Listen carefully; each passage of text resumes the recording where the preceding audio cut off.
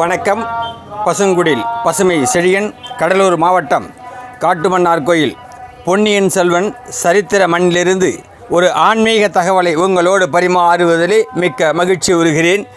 நாளை மறுநாள், அதாவது 2ஆம் தேதி பிப்ரவரி 2, 2025 ஞாயிற்றுக்கிழமை அன்று காலை 9 மணிக்கு மேல் 10:30 மணிக்குள் ஸ்ரீ அனந்தீஸ்வரர் சவுந்தரநாயகி உடனுரை ஸ்ரீ அனந்தீஸ்வரர் ஆலயத்தினுடைய பெரிய கோவிலுடைய சிவாலயத்தினுடைய குடமுழுக்க நன்னீராட்டு விழா சிறப்பாக நடந்தேறிட 5 நாட்களாக துவங்கியிருக்கும் அந்த பூஜை, யாகசால பூஜைகள், கணபதி ஹோமங்கள், கணபதி யாகசாலை என்று சொல்லக்கூடிய அனைத்தும் 2ஆம் நாளாக நடைபெற்று இன்று 3வது நாளாக இன்று ஆலயத்தினுடைய மூல கிரகங்களிலிருந்து, திருவுருவச் சிலைகளிலிருந்து, அந்த தெய்வத்திரு சிலைகளிலிருந்து உயிர்ப்பிப்பு கலசங்கள் மூலமாக கொண்டு வரப்பட்டு யாகசாலைக்கு அங்கே ஒரு அருமையான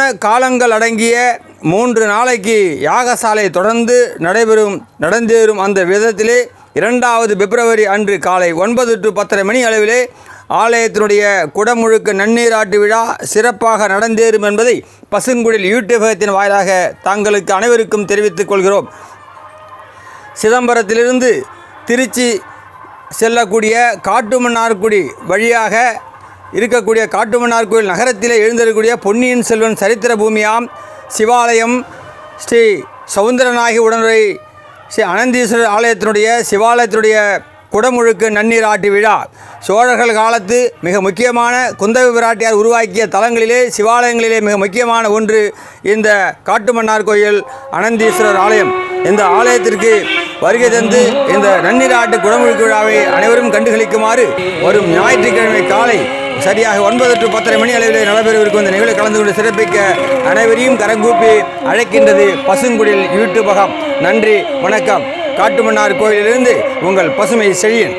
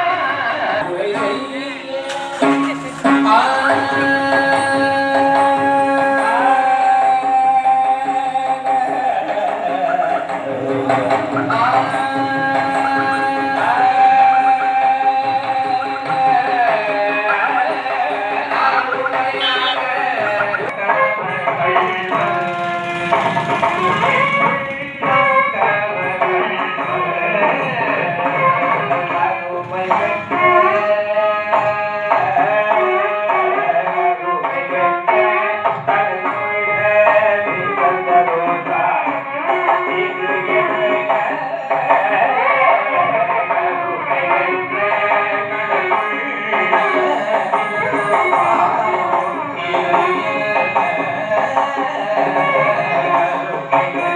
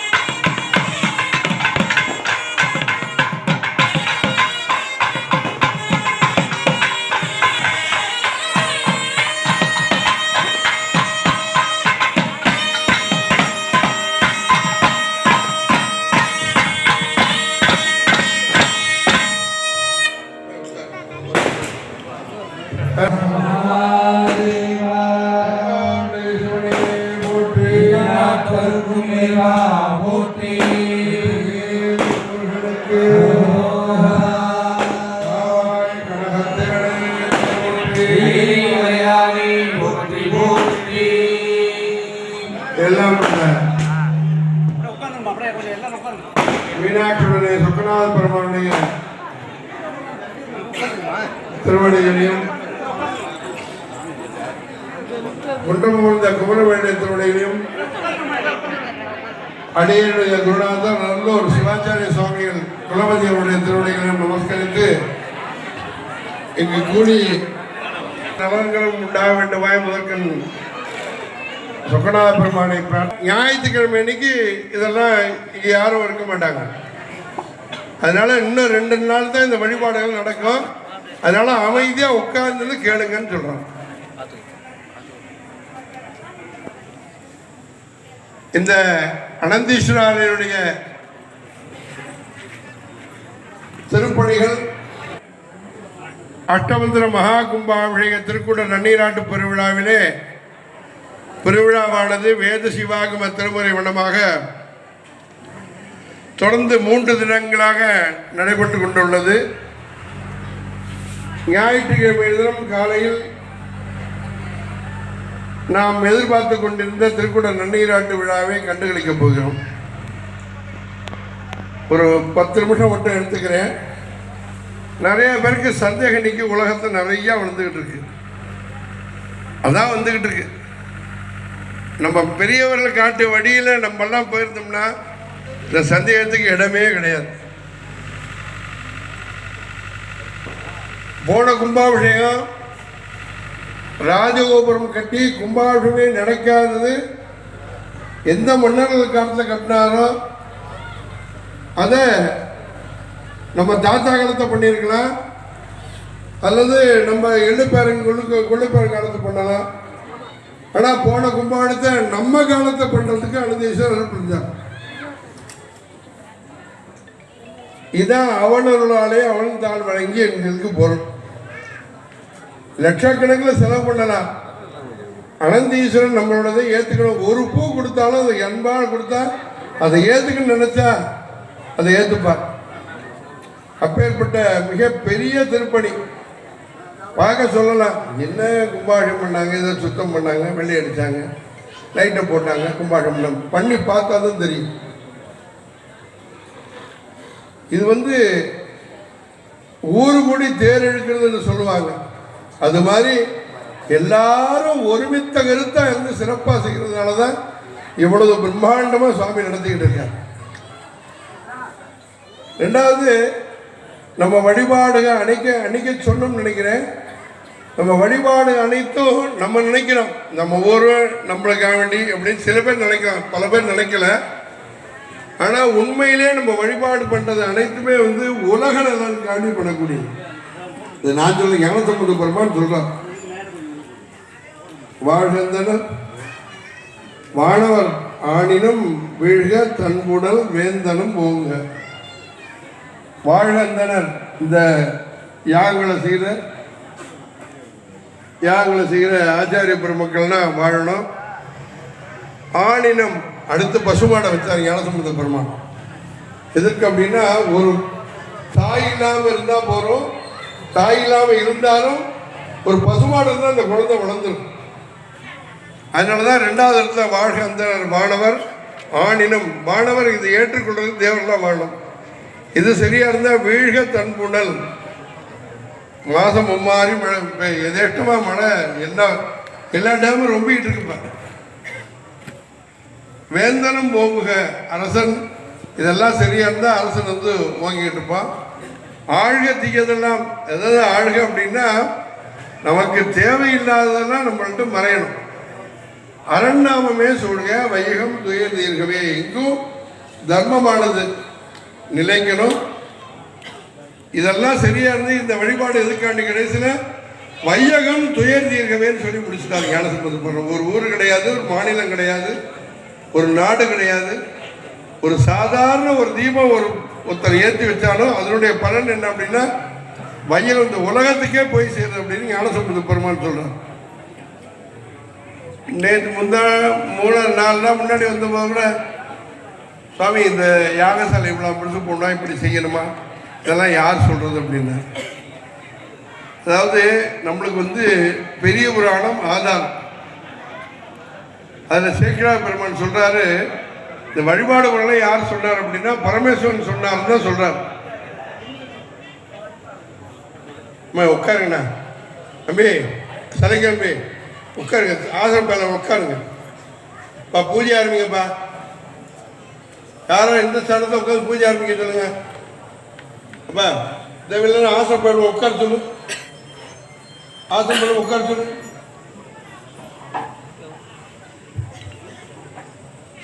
மகாலட்சுமிக்கு பிடிக்கிறார். சிவபெருமானுக்கு அப்படிங்கும் போது என்ன சொல்றார் அப்படின்னா, சிவபெருமானை வணங்கினா போதும், வேற ஒன்றும் அவர் எதிர்பார்க்க மாட்டார் அப்படிங்கிறார். உடனே பார்வதி என்ன பண்றா, சரி முதல்ல நான் போய் சிவபெருமானை வணங்கி வர வாங்கிட்டேன் எதிர்த்து போறான். பார்வதி இங்கே போன உடனே என்ன எதுக்கு போனோம்னு மறந்து போயிடுது. சிவபெருமான் நெட்டையில் இருக்கார். உடனே இப்படி முடிச்சு பார்த்து சிரிக்கிறார். தெரியுமில்ல அம்பாளோட எதுக்கு சிரிக்கிறீங்க அப்படின்னு, எதுக்கு வந்த அப்படின்னு கேட்குறேன். இல்லை நான் நீ நமஸ்காரம் வணங்குறதால வந்தேன், இவ்வாறு வழிபாடு வந்தேன். சரி வழிபாடு பண்ணு அப்படின்றார். எவ்வாறு வழிபாடு பண்ணலன்னு தெரியல சுவாமி, நீங்கள் சொல்லுங்க அப்படின்னு சொல்கிறாங்க. அதில் சேக்கிழார் பெருமான் சொல்லும்போது அதில் தான் சொல்கிறார், எண்ணில் ஆகவும் இயம்பிய இறைவன் தாம் விரும்புவது உண்மையாவது பூசணை என உரைத்தருள அண்ணலார்தனை அப்சனை புரிய ஆதரித்தால் பெண்ணில் நல்லவளாயின பிறந்தவ கொழுந்து அப்படின்னு சொல்கிறாங்க. உடனே 28 சுப உபதேசம் பண்ணி அதை நீ மட்டும் பூஜை பண்ணாதது, உலகத்தில் இருக்க ஜீவராசி எல்லாம் அதனால பலனை அனுபவிக்கணும் அப்படின்னு சொல்லிட்டு நந்தியும் பெருமான் சொல்லி நந்தியும் நம்மளுக்கு கொண்டு கொடுத்ததாக சேக்கிழார் பெருமான் சொல்கிறோம். அந்த ஆகமத்தில் தான் இருக்குது. கோயிலாக இப்படி கட்டணும், நந்தி இந்த இடத்த வைக்கணும், காலையில் பூஜை இத்தனை மணிக்கு பண்ணணும், இன்னும் பிரசாதம் பண்ணணும், என்ன யாகசாலைன்னா இப்படி செய்யணும் அப்படிங்கிறதெல்லாம் அதன் விரிவாக்கம் எல்லாம் அதில் தான் இருக்குது. 3வது நம்ம பரமசிவன் மாதிரி நினைச்ச உடனே அருளக்கூடிய தெய்வம் யார் அப்படின்னா பரமசிவன் தான். ஒரு புராவர்கள் சொல்லுவாங்க, எண்ணில் ஆகமம், அதாவது இச்சா மாத்திரம் பிரபோ சக்தின்னு சொல்லுவாங்க. இச்சா மாத்திரம்னா நினைச்ச உடனே, பிரபோ சக்தி அப்படின்னா உண்டாக்குறது, இதெல்லாம் செய்து காமிக்கிறது. அதுக்கு எப்படி இந்த பேர் வந்தது? ரொம்ப நாள் வினா. இந்த வினா எங்கன்னா மதுரையில் தான் அதுக்கு விடை கிடைக்கிறது. மீனாட்சி மடையதூர் பாண்டியனுக்கு மகளா பிறந்த உடனே சிவ சிவ சங்கர ஹரஹர சங்கர சிவாய நமக நமச்சிவாயம் வாழ்க. தென்னாடுடைய சிவனையை போற்றி எந்நாட்டவர்க்கும் இறைவா போற்றி. சிவனருள் பெற்று இன்புற்று வாழ்ந்திட வையகத்திலே இந்த குடமுழுக்கு நன்னீராட்டு விழாவில் கலந்து கொண்டு சிறப்பு சேர்த்திட ஒரு அற்புதமான தருணங்களை சரித்திர சிறப்புமிக்க இந்த அனந்தீஸ்வரர் ஆலயத்திலே உங்களுடைய பங்கினை, உங்களுடைய பகிர்வினை, உங்களுடைய இந்த ஆலயத்தினுடைய சங்கமத்திலே கலந்து கொண்டு குடமுழுக்கு சிறப்பித்திட, இறைவனருள் பெற்றிட, இன்புற்று வாழ்ந்திட அனைவரும் வாரீர் வாரீர் என்று மீண்டும் அழைத்து மகிழ்கிறது பசுங்குடில் யூடியூபகம் காட்டுமன்னார் கோவிலிலிருந்து. அன்றைய தினம் கும்பாபிஷேக நேரலையை இந்த யூடியூப் இதில் கண்டு மகிழலாம். நன்றி, வணக்கம்.